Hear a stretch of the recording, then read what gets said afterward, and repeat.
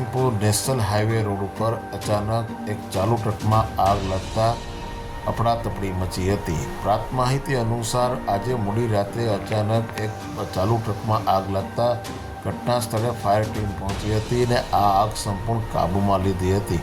થોડીવાર માટે તો આજુબાજુના લોકોનો જીવ તાળવે ચોંટ્યો હતો। ત્યારે નગરપાલિકાની ફાયર ટીમની વાત કરીએ તો અશોકભાઈ જાની, અશોકભાઈ રાઠોડ સહિતની નગરપાલિકાના સ્ટાફ ફાયર બ્રિગેડ પહોંચી અને આગ સંપૂર્ણ કાબૂમાં લીધી હતી। ત્યારે ઉના તાલુકાના દરેક સમાચાર તથા લોકલ સમાચાર જોવા માટે અમારી ઉના ન્યૂઝ ચેનલને સબસ્ક્રાઈબ કરો, શેર કરો। દરેક સમાચાર આપના શું ત્યારે આ સમાચાર અને આ વિડીયો આપ ફેસબુક આઈડીમાં જોતા હોય તો ફોલો કરો। ધન્યવાદ।